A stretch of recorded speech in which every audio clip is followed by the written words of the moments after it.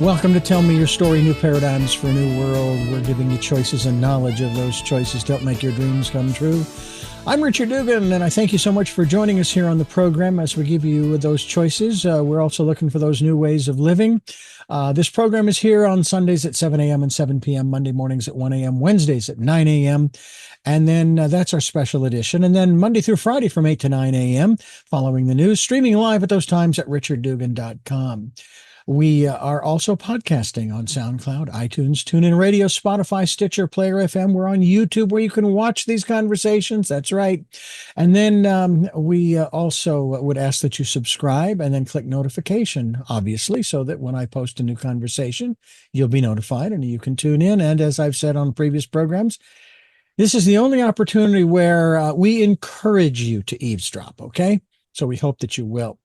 We also want to let you know that my book is finally published, Choices, 5 Steps for Life. It's available on Amazon in 3 different formats, hardcover, paperback, and Kindle. The audio book is coming, slowly but surely working on it, and hopefully before the end of November. That's what we're targeting right now. We'll be able to put that up on the Audible site, and you'll be able to listen to Choices. We also ask that if you can support the work we're doing here financially, we would gratefully appreciative.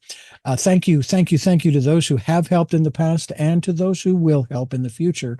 We have a PayPal account. It is there for your security as well as ours. And we also ask that you take some time during this decade of perfect vision to take time to go within and listen to that still small voice, which I'm going to bet we're going to be talking about quite a bit with a very special guest, returning guest. And the interesting thing about this and the next couple of interviews that we're going to have this particular week that this program airs is this is like the next 3 days. It's the time of the returning guest. Barbara Bartolomé is my guest with IANDS, and it has to do with near-death experiences, the International Association of Near-Death Studies, actually. And she introduced me to a good friend of mine who has also been, I guess you could say, a therapist for me, Peter Wright. And Barbara, it's good to have you back. It has been quite a while, and we both have been doing a lot of new things in the last few years since we got together on this program.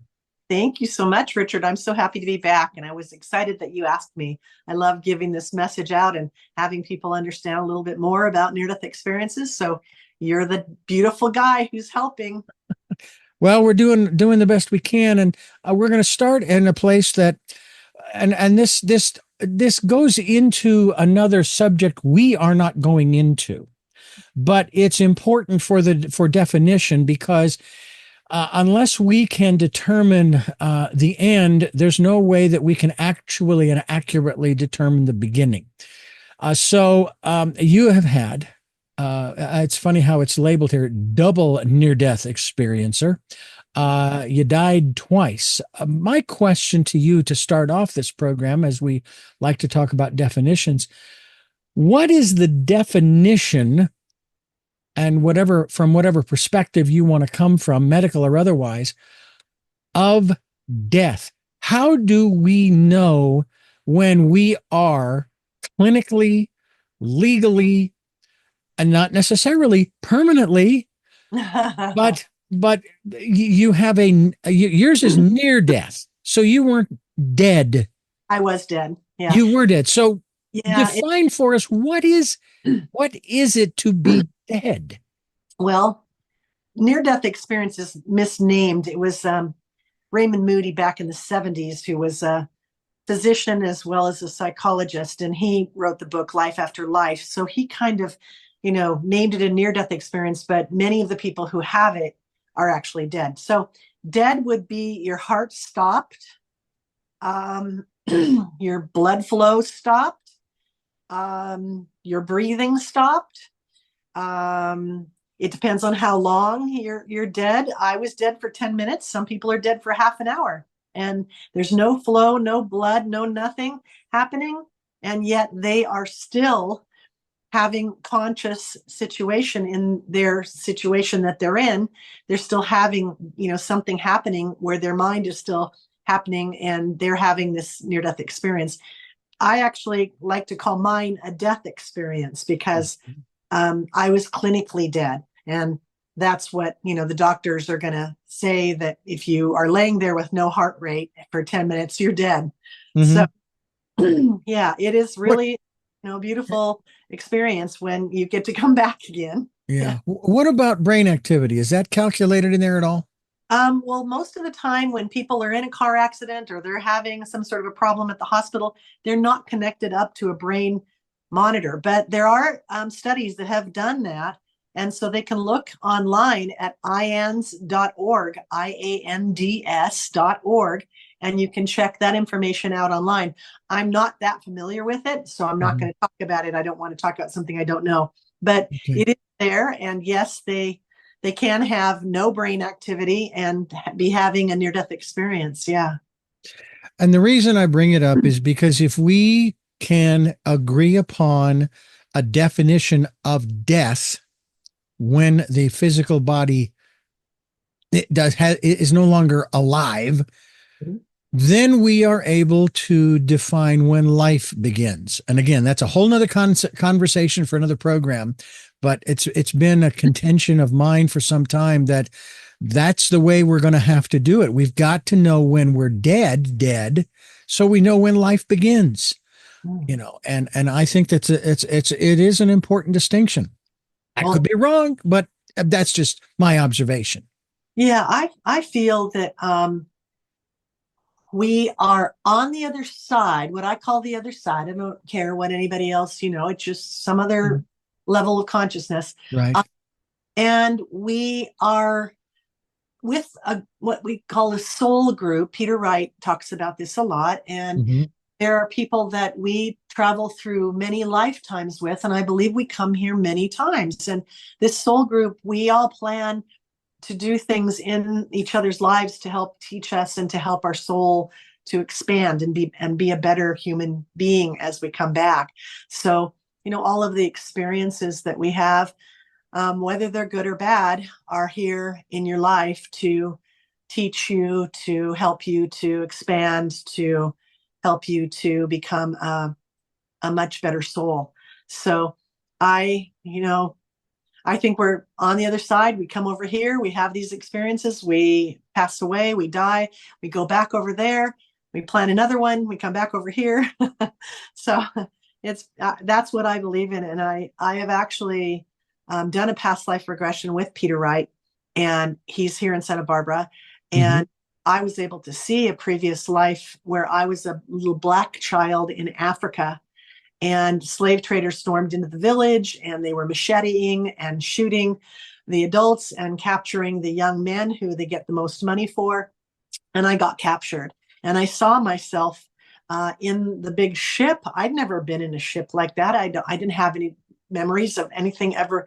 I don't watch TV, so I don't have that from watching something or reading something. And I was on a plantation, and I had an experience there all the way to age 16. He showed me that life up until I was about 16 years old, and then we went ahead and moved into the Bardo, and I was able to see in the in between lives location who the main people were in that life and where they are in my current life, which was really awesome.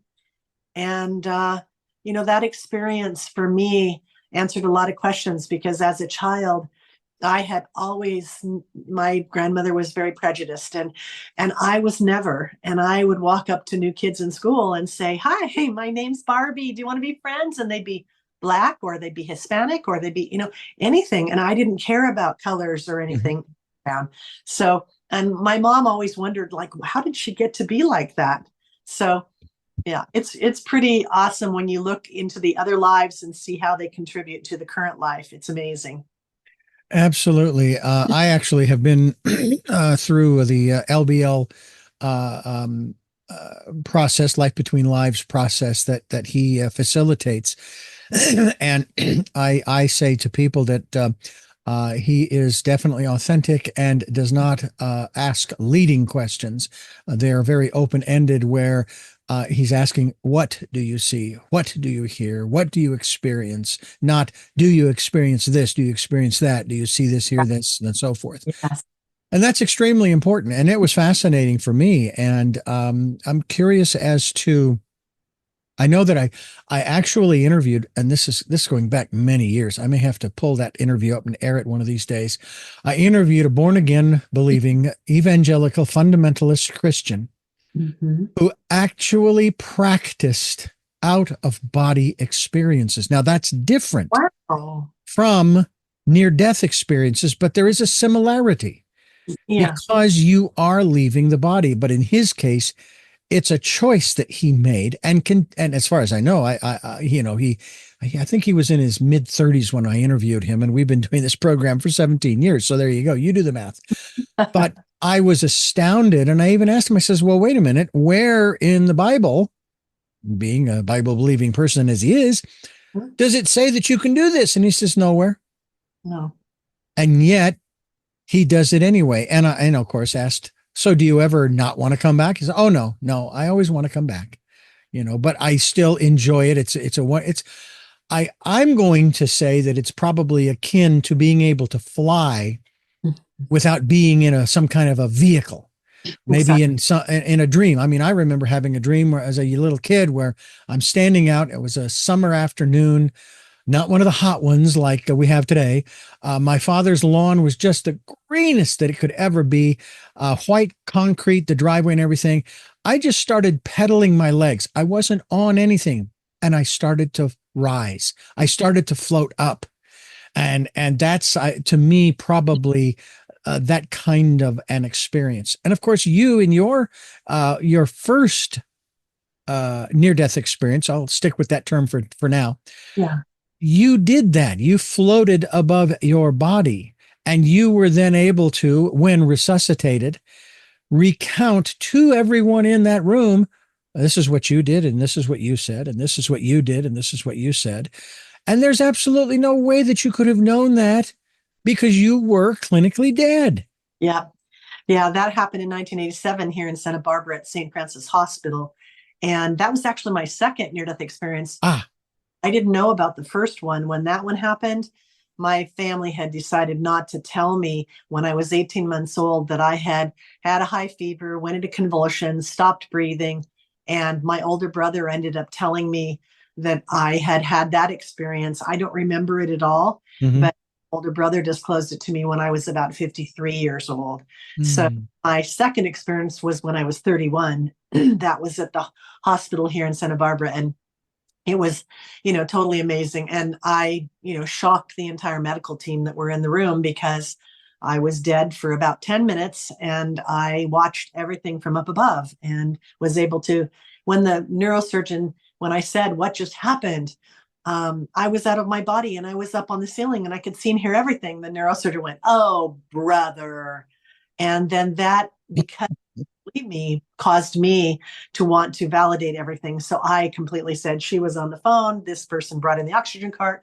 That person brought in the heart monitor. These two guys were doing CPR. You said to him, he said to you, etc. So he got so shocked he ran out of the room and screamed, I'm not going to listen to this. And he stormed out of the room. But everybody else stayed. And the orthopedic surgeon, ended up telling me years later that yes, I had absolutely died in front of him and that he wishes that he could travel and talk with me because I do a lot of talks all over the place.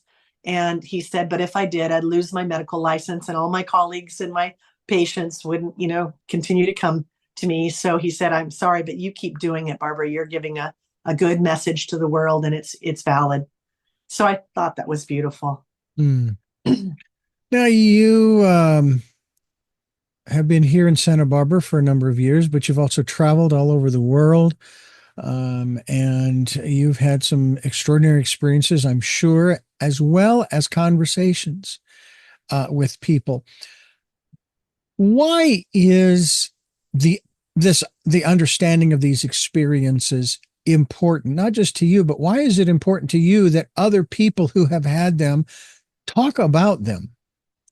Well, because the people that understand them and watch them on YouTube or they listen to the podcasts or whatever, they have done research at the University of Virginia's Division of Perceptual Studies and found that those people gain the same after effects or similar after effects as a near death experiencer. gets from having the experience. So it's actually helping people to completely, I've heard from, I don't know, maybe 500, I don't know how many, but people from all over the world, after they've seen my podcasts and things, will write to me and they will say, thank you so much for talking about your experience, and your experience and others' experiences that I've listened to have helped me to overcome the fear of death.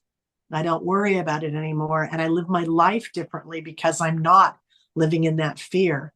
And Mm. when you understand that the positive things that you do in the world are going to be things that you see at the end of your life, and that the judgment doesn't come from a panel or an individual, super being. It comes from your heart. You look at what you've done and you say, oh, I did wonderfully here. I did that. Oh, look how that one branched out and helped all these other people because that person was helped by me. Oh, and you see all that. And then, a couple of times you're like, uh-oh, I should have done better there. But Mm. it is really something where you don't have judgment from someone else at the end of your life. You look at your life and you see the positives and how they branched out into the world with others. And that's what you feel good about when you finish your life, that you focused on those positives and doing well. So Yeah. that's what yeah. I know that there are those, and again, it's funny how these phrases come up. Well, I don't mean any offense. I don't mean any disrespect. And there were those who say, well, by saying that, you're actually going to offend, and so forth. It's like, well, I'm trying to lessen the blow by saying that these are my observations.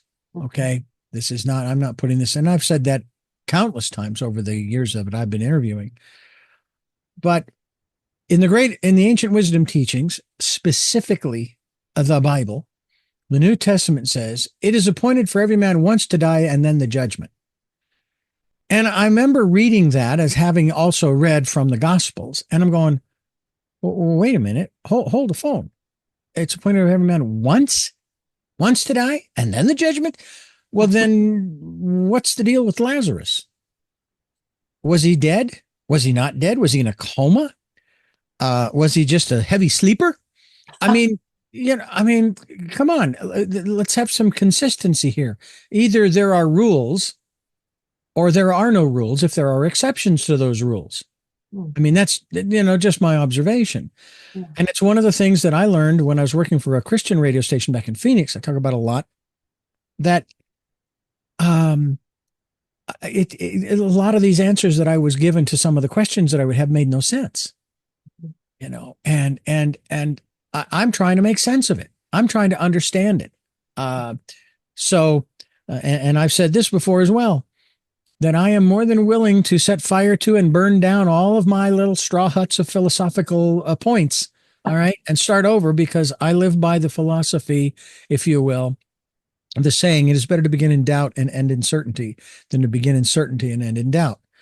Nobody knows, because nobody has gone, and I mean gone, and then come back to tell us, oh yeah, I was here and I met all of the people that now, you and I, having experienced what Peter Wright shares and facilitates, we would say, well, in my hypnotic state, in my hypnosis, my conscious hypnotic state, I remember experiencing this and this and this and this and this. Matter of fact, the past life I went back to, the one before this one, is quite similar to the life I'm living now, more because of where I live, in terms of being up in the mountains above Santa Barbara, living in the wilderness, and so forth. I love being out in nature.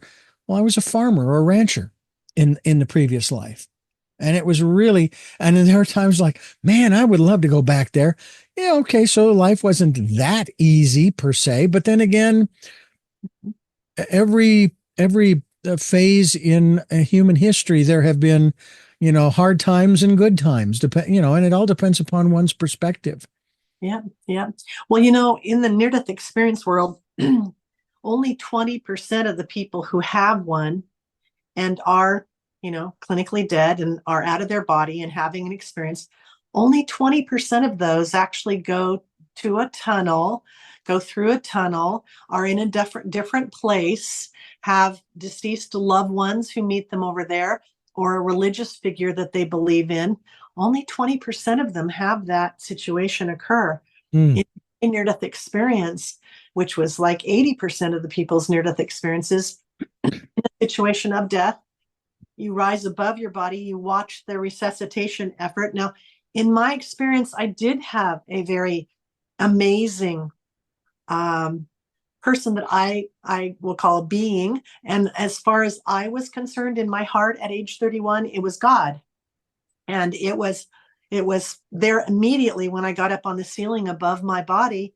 I felt this being next to me, and I looked down and I said, if I'm up here and my body's down there and he's calling code blue, I think I just died.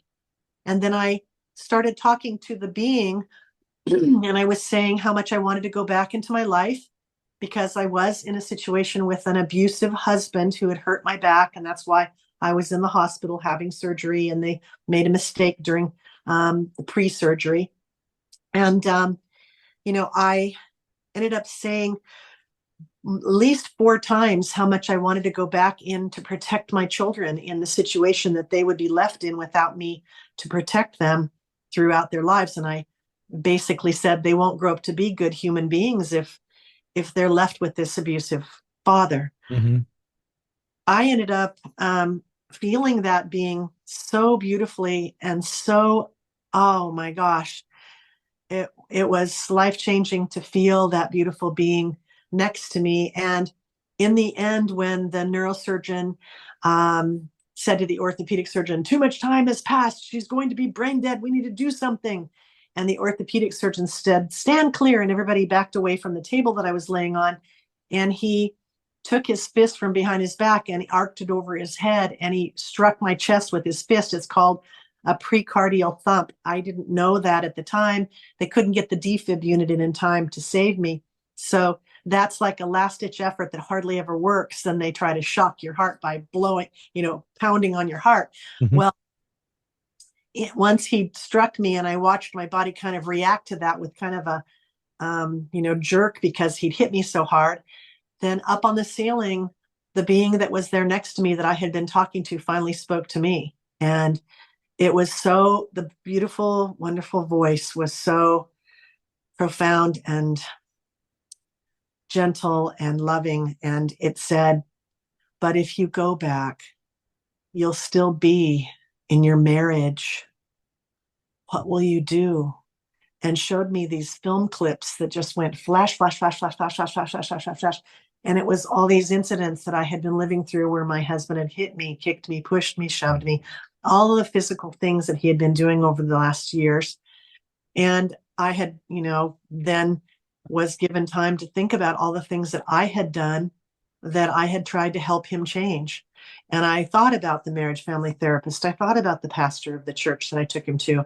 I thought about the letter that I wrote that was 9 pages long that said, don't hurt me anymore. I'll leave you. I left him for a year and told him that when he got his counseling and got through his issues, that then I might think about coming back. But he lied to me at the end of the year, and he said that he'd gotten the counseling and he hadn't. So when he encouraged me to move back in again, and I thought things were okay, unfortunately they weren't. And he, after that, ended up rupturing the disc in my back. Mm. And so I saw all that and I thought of all that, and I ended up saying to the being, if you let me go back, I promise you I'll get strong enough to leave him. And the second I said the word him, the doctor did a second precardial thump and it restarted my heart. And I shut my eyes from up above, opened my eyes a second later, and I had the oxygen mask on my face and I was back in my body. Mm. So I really feel that the other side, whatever you want to call the creator, God, whoever you want to call it, actually planted that experience, that near-death experience in my life to get me away from the situation that I was struggling through.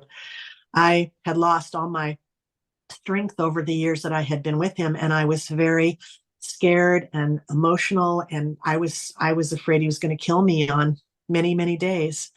And so I think that event and what happened in that event was planted so that I would be able to see that I had the emotional strength and the physical strength to get away from the situation. And I did.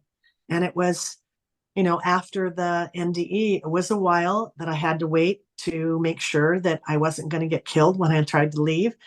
Um, but then I got away and I filed a restraining order, and I have forgiven him for all the things that he's done. He doesn't live in Santa Barbara anymore, so I don't see him.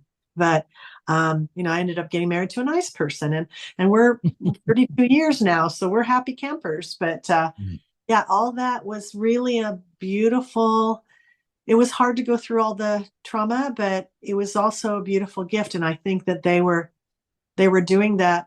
My husband, current husband, says, I think you were given that gift and that experience because they knew that you were brave enough and strong enough to talk about it in the future and help other people by giving that gift away. So that's what I do. Barbara Bartolomé is my guest. We're talking about not only IANDS, the International Association for Near-Death Studies. We're also talking about her near-death experience and the aftermath thereof. And we're going to talk more about that here on Tell Me Your Story. I am Richard Dugan, your host here on the program, and the subject, and every time I go to say this, it still sounds very strange to me.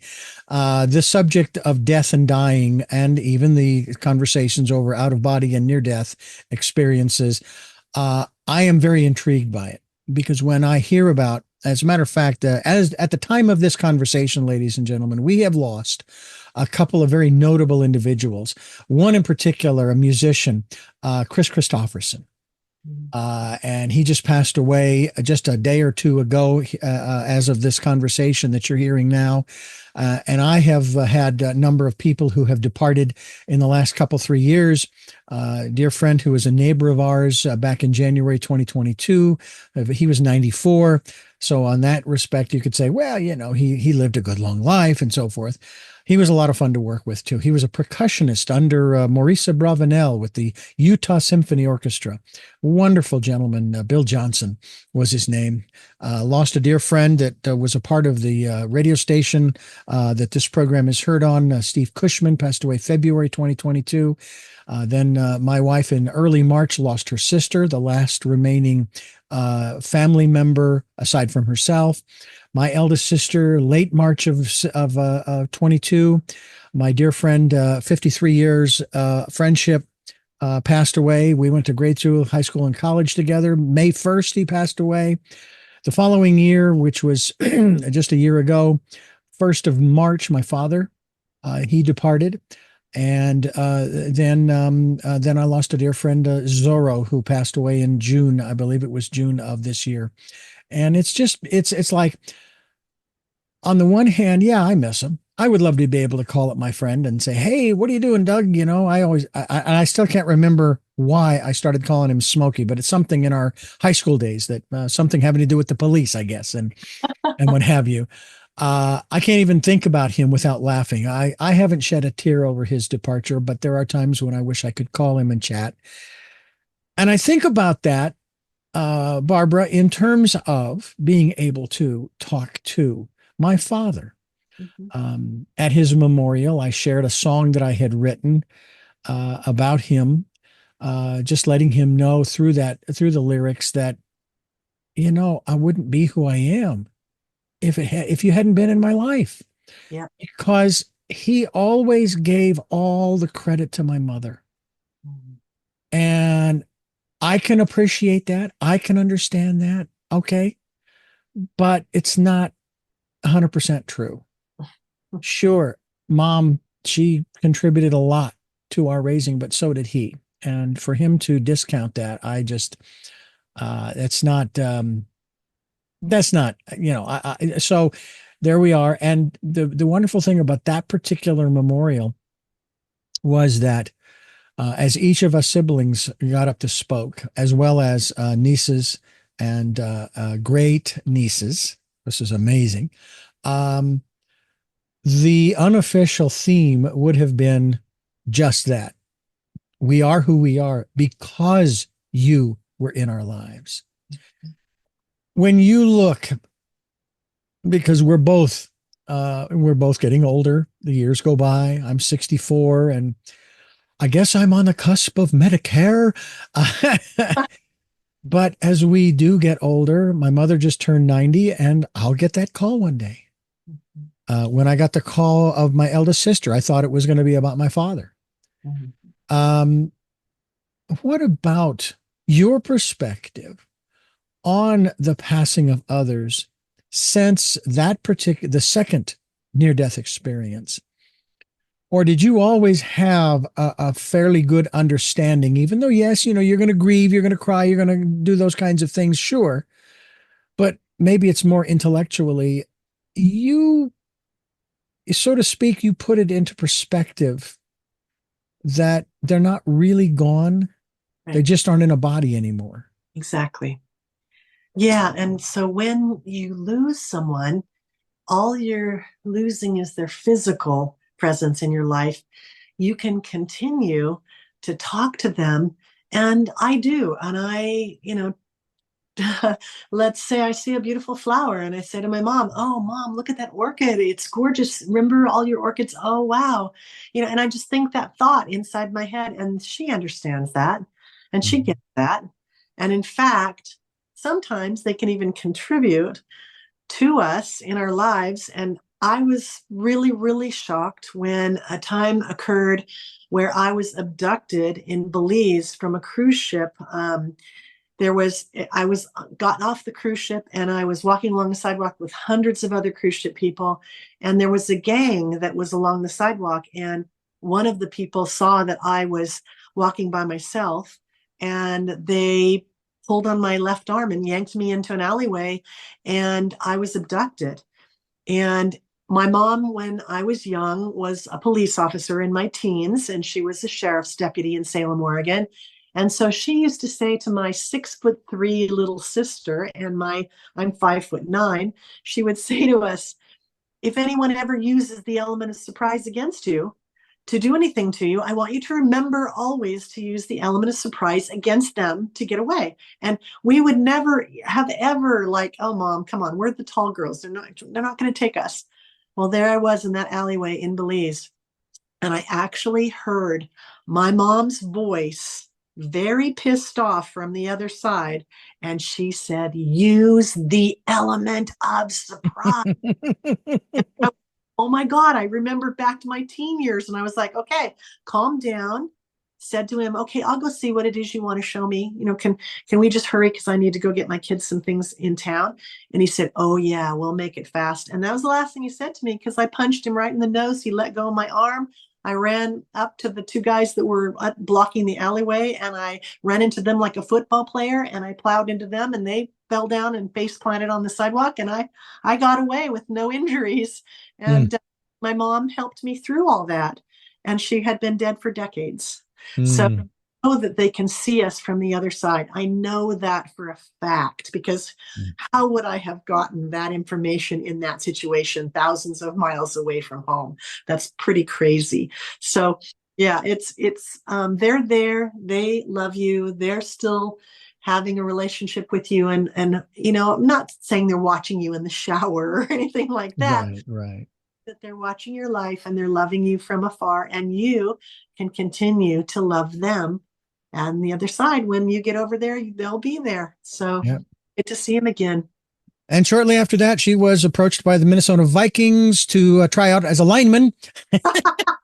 That's about it. Nobody, actually, I work for the Santa Barbara Police Department now, and I'm the only female volunteer, and there are 10 guys and myself, and I'm down at Farmers Market and at the lobby at the police station, and I'm badged and uniformed.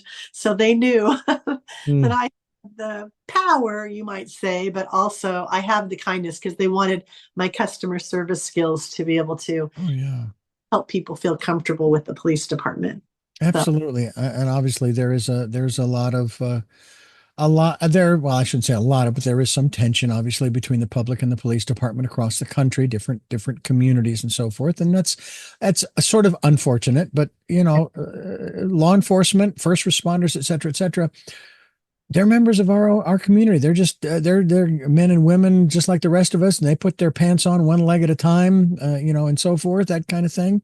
When we And meet them, you yeah, know, we better be grateful that they're there because yeah. he's breaking into the back of your house. You better be happy there's somebody that's going to come and assist you in that situation. So, Exactly, exactly. We're talking with Barbara Bartolomé, and we're talking about IANDS, International Association for Near-Death Studies. And I want to talk a little bit about that as we continue here on Tell Me Your Story. I'm Richard Dugan, and I want to ask you a little bit about this aspect of the study. Or studies, if you will, International Association of Near-Death Studies, and what is it, Barbara Bartolomé, that they are studying in this? Are there specific areas that they're going into? Because there are questions that obviously we all have, right. especially about the afterlife. I mean, I myself, and maybe sometimes being a little too intellectual, I sit there and I go, okay, it says there in that book, it says, and it is appointed to every man once to die, or woman once to die, and then the judgment. And I'm sitting here going, judgment? What? I mean, I loved Defending Your Life, the movie with Albert Brooks and Meryl Streep. Oh, what a great movie that is. But I look at that and I'm going, okay, there are two aspects of this whole thing from the Christian perspective or philosophy, and that is, number one, there's the judgment. Number two is that if you pass go and you collect $200, you spend the rest of eternity worshiping God, sitting at God's feet, whatever, whatever the metaphor is. And I'm going, really?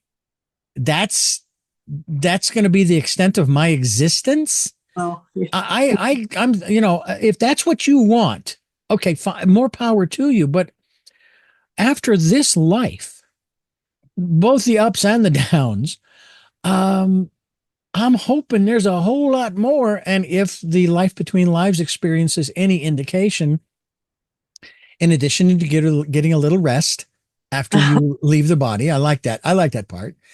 There's the review, there's the debriefing, if you will. And then I even asked about this, and there are classes. I mean, I read Dr. Newton's books. I have several of them on my Audible, in my Audible library. And there are classes. You can continue to learn and educate yourself.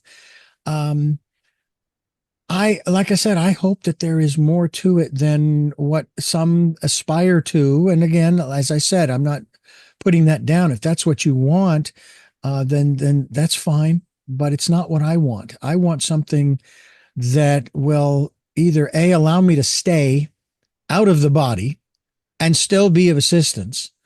Although I understand it too, that there is a great deal of encouragement. They will not force you to return, but No, there is a lot of cajoling and encouraging and, that kind of thing, to say, look, what you have learned is so needed down there, in this case, Earth. Although I've also found out too that it isn't just Earth, as right. we call it. There are other places, not necessarily planets, other dimensions and all of that stuff. Can you talk can you talk about that aspect of it in terms of some of the other places that we go as spirits, souls, entities, essences, what have you, where we have other experiences and maybe we're helping others, and that kind of thing. I think, of course, of aliens, as we know them, extraterrestrials, put it that way. Talk to us a little bit about that, because that's a big realm, I know, but I'm curious about your observations. Well, I am not too connected to that, but I do believe that there are different levels of consciousness and different realms that we could go to. And I do feel that we come back here or to those realms and we continue to grow who we are, our souls. through negative and positive interactions in our lives, our existence. And so I do feel that that's something where the growing doesn't stop. And I think Hmm. that it's important to understand that the positives and the negatives in this particular life that you're living, you have all sorts of choices to make, and those choices reflect your growth as a human being.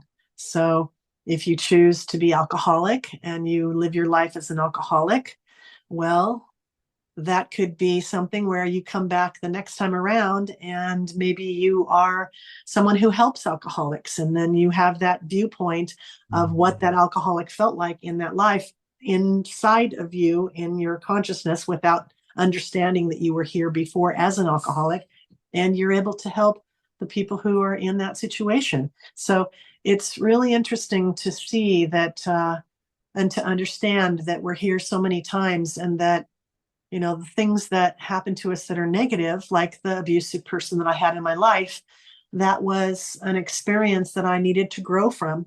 And I needed to get beyond it. And then now I have that experience. I've forgiven, and I can move on in my life. And who knows how it'll be used in the next life? Maybe some other situation that I can use what I learned in this life to help that next life. So yeah, I don't know about other, like I actually have seen a UFO when I was 9 years old, and 800 people saw it up in Salem, Oregon. So I wasn't the only one who saw it. So they are existing. I don't know why the government, continues to hide the information, although they did release a whole bunch recently.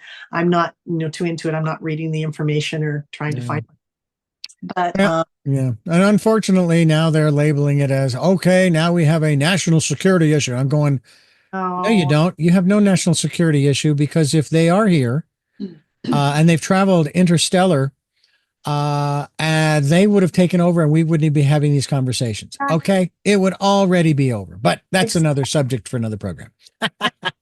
always look at my iPhone and go, really? A human being invented that iPhone? Come on. Yeah. Come on. I question all the time. I question that all the time. Barbara Bartolomé is my guest, and we are talking about near-death experiences and others as well. And I'm curious also, as we continue our conversation, I want to talk a little bit about dreams that we have sometimes. And where what your perspective is on that. This is Tell Me Your Story. I'm Richard Dugan, and we're talking with Barbara Bartolomé about IANDS, the International Association for Near-Death Studies, and that is the website as well, INDS.org. And we'll be linked to that website as well, so you folks can find out more as we continue here on Tell Me Your Story. I'm Richard Dugan, and we're talking with Barbara Bartolomé, and we're talking about a whole bunch of different things that are associated with life outside the body. I'm going to put it that way to be really broad-minded in that respect. But there's a certain experience that we do have inside the body when we are here, and usually when we lay our head down on our pillow, close our eyes, and we go to sleep, we dream.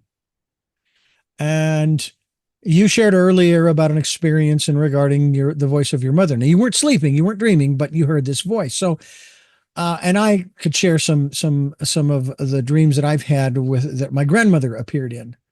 But I'm wondering about some of those dreams that some have, and maybe you have had, about not so much the experience that you had, the second near-death experience in the hospital room, in the surgery room, but just in terms of maybe helping to answer any questions that you have had. And these dreams have sort of answered those questions for you to the point where you're relaxed about it. It's like, hey, yes, I'm going to leave the body one day. In deference to Dr. Bernie Siegel, who we were talking about his wife who had died, and I made the reference to transitioning or what have you. And he said, "What are you talking about? She died. Why can't we use the word die?" So okay, so we die. We're going to leave the body. We die. My father died. My sister died. Okay.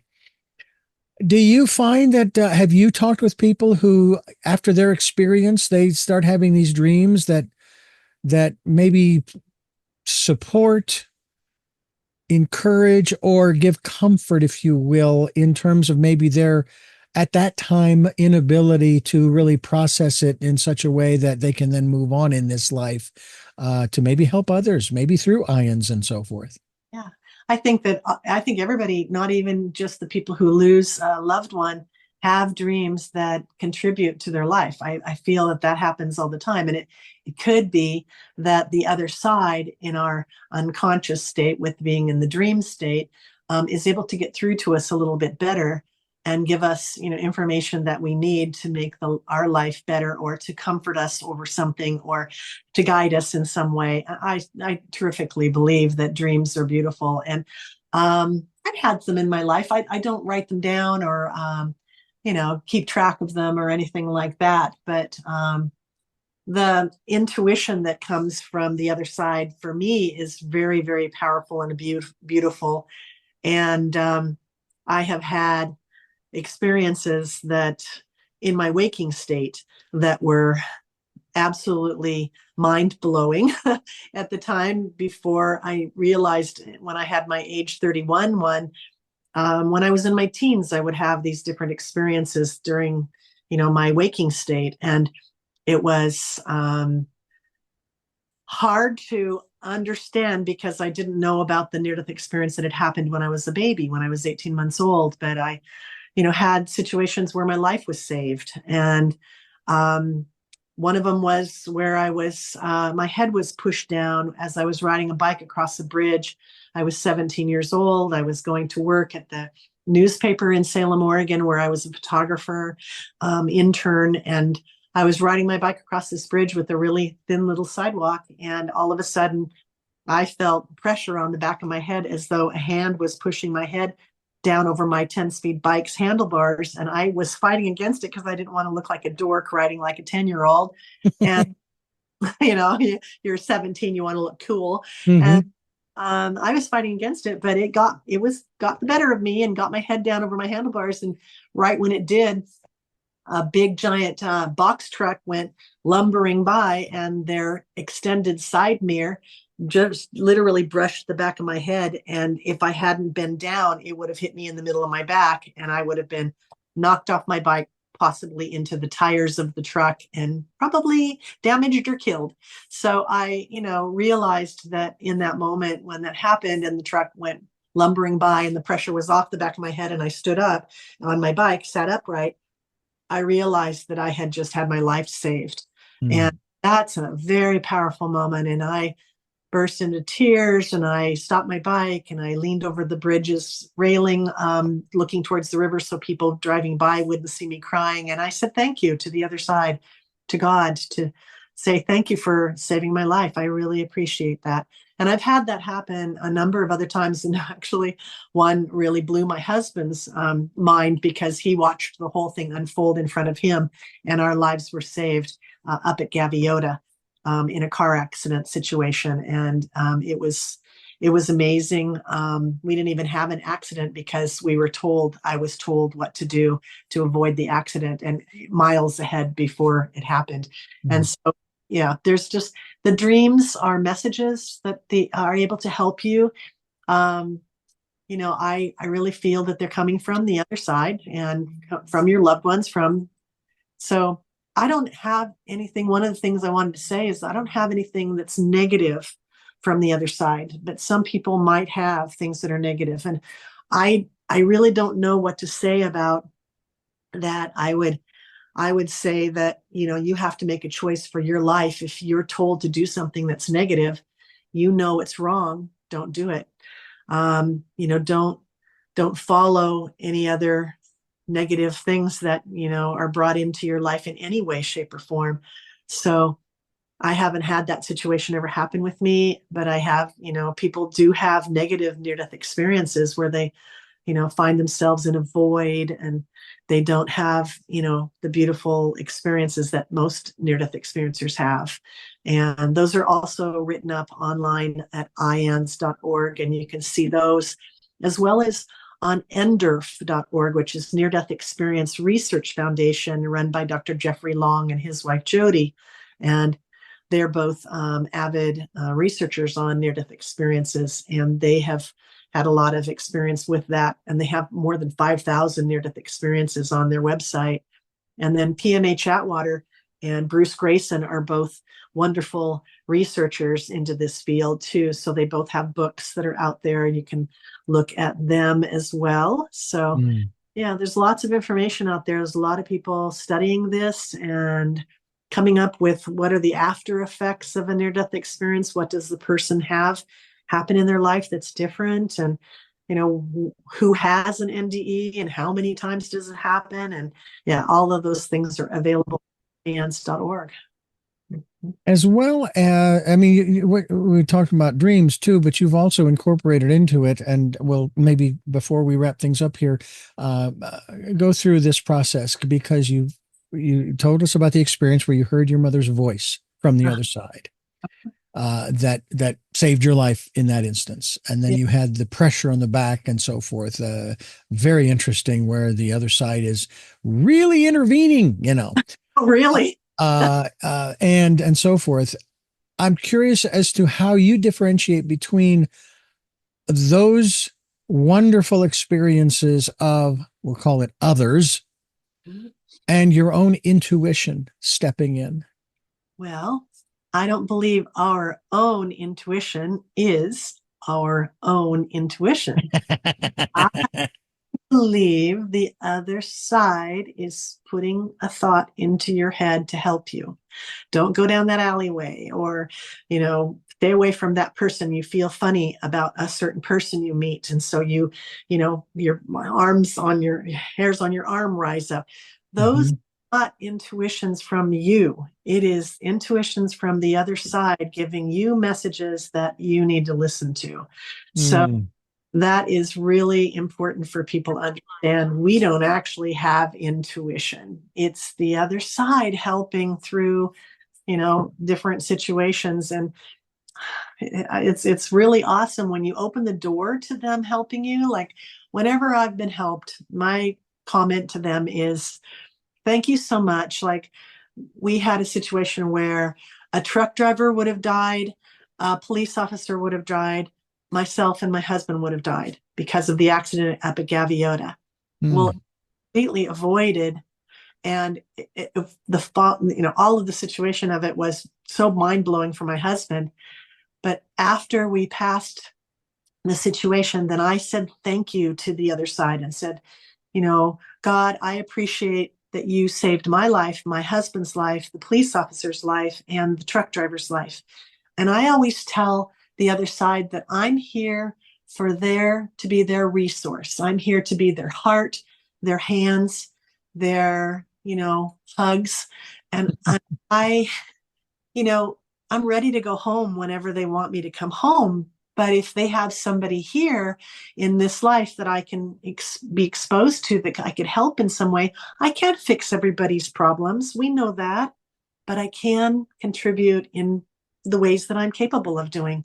And so that's what I always say to the other side, is that I'm here for you. And when you want to take me back home again, then go ahead. I'm ready whenever you are. And until then, place people in front of me that I can do something to help, and I will help them. So that's what I feel is the good way to run your life. Well, I'm with you. If today is my day, I'm good to go. I don't want to, because there's so much more I want to do, and so many people that I would like to assist in their process of growth and raising consciousness for the planet and so forth. But again, I don't have any control over that. I mean, I already know my arrival date because I've got that stamped on my ticket. I just don't know the departure date and time. But it doesn't matter, because that's not something that we have control over. And it kind of raises an interesting question about choice. Obviously, you know, I'm a firm believer that we all have choices. I mean, there are choices we don't even know we have because we haven't researched it. But then there are also situations where people talk about fate or predestination, if you will. They'll even, and many people too of different philosophies will talk about the prophecies. Mm. I mean, I worked for the Christian radio station for 15 years, and I've kind of been following loosely what's been going on around the world over the last 30, 35 years. And I'm sitting here going, no, you say that, oh, this is the fulfillment of this prophecy, that prophecy, and then everything settles down. And it's like, well, wait a minute. I thought you said that, this prophecy was fulfilled. And of course, the next step was this and this and this and this and this. Well, what's the deal here? And then another dust up comes along, and this is the fulfillment of. And I was like, will you knock it off? Yeah. It's You're kind wrong. of ego. It's kind of all wrapped around human ego, Yeah. and it's not really wrapped around God and what we're living. Exactly, exactly. When we talk about the juxtaposition, if you will, between our free will, as we like to call it, and even within the context of the ancient wisdom teachings, talk about free will as well as, predestination and all those kinds of things. And it's like, wait a minute, can you have both? That kind of thing. And it's not a question I'm asking you. I'm just curious about your observations as far as, are we as individuals, we'll start there, obviously. Do we all have free will? Do we all have that power that has sort of, so to speak, been given to us to do with our lives whatever we want?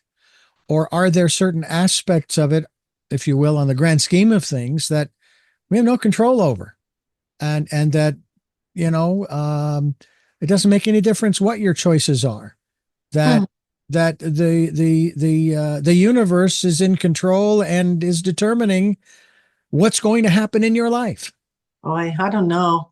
For me personally, I don't even think about all of that. I don't even go into that thought process at all.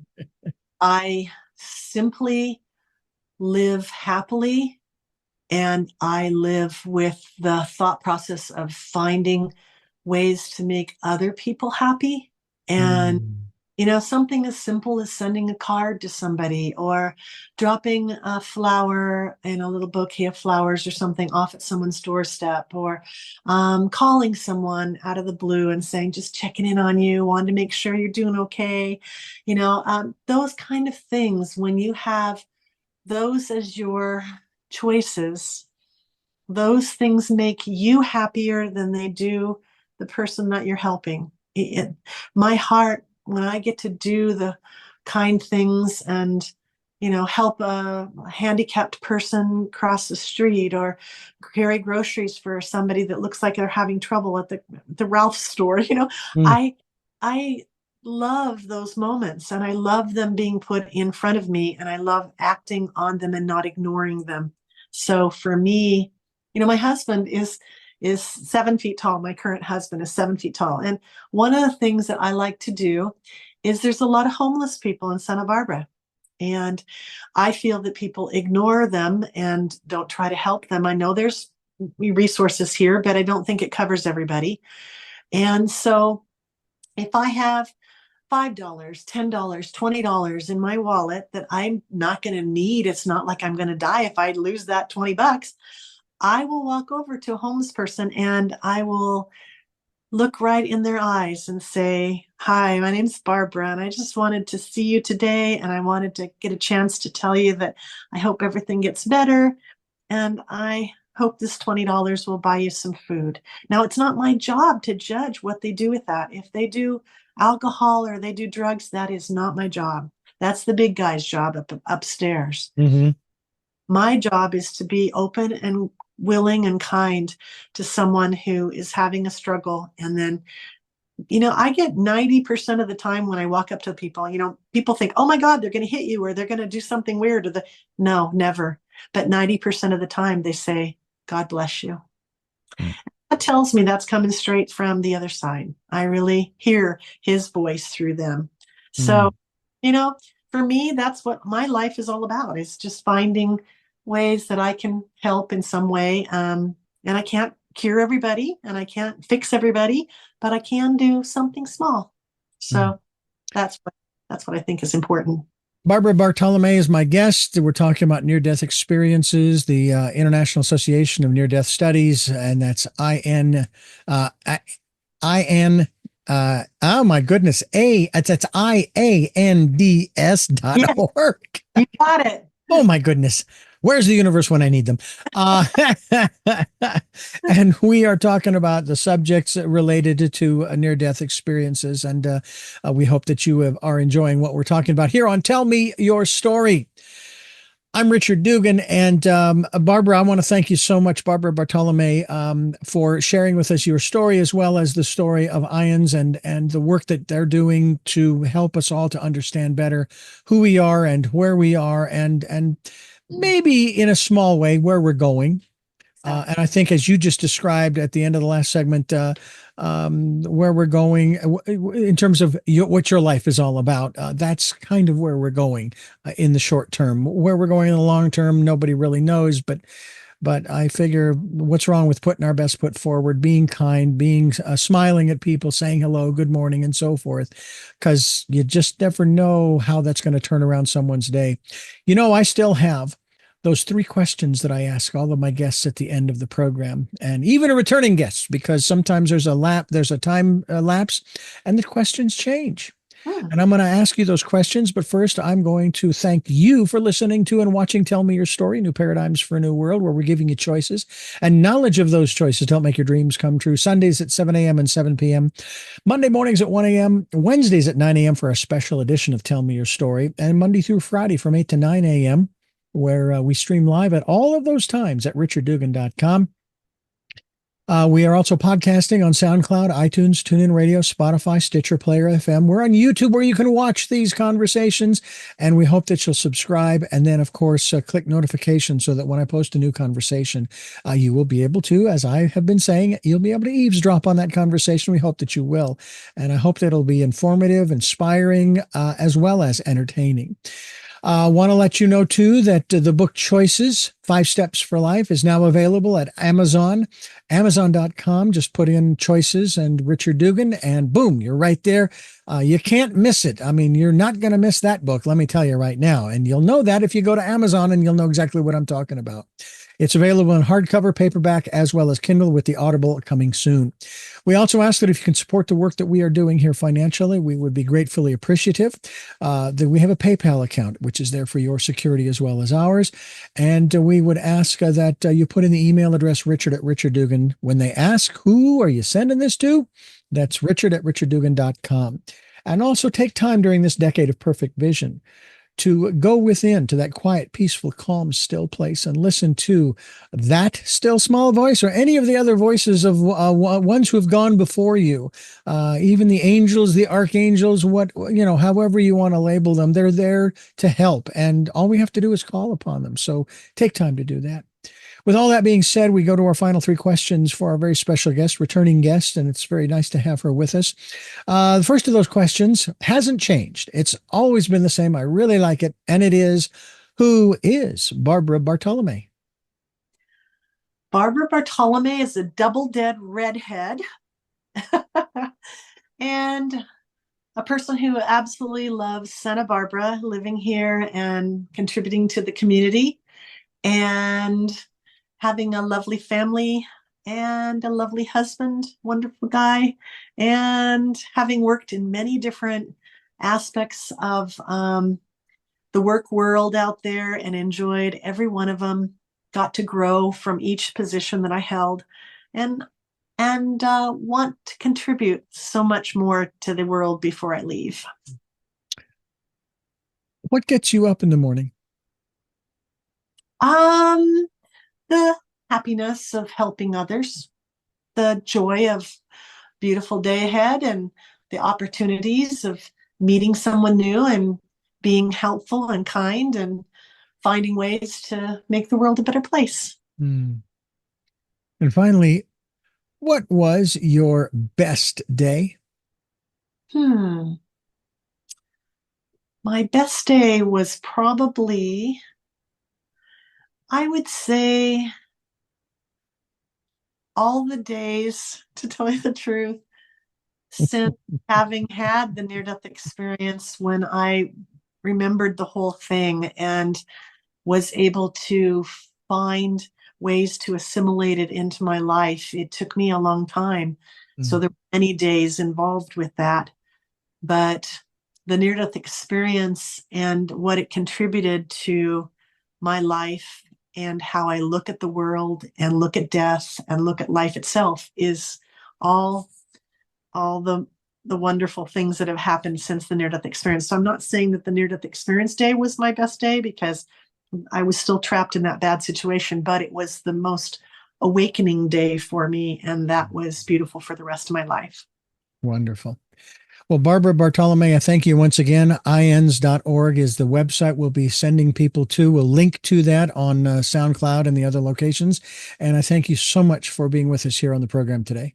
Thank you, Richard. Big hugs to you. Okay. Thank you. And I thank you for listening to and watching Tell Me Your Story, New Paradigms for a New World. And until our next broadcast, podcast, videocast, love to Lal. Jeanette, I am still listening. Dad, continue to be happy because I am. Smokey, I will see you on the other side. And to my dear friend Zorro, aho, aho.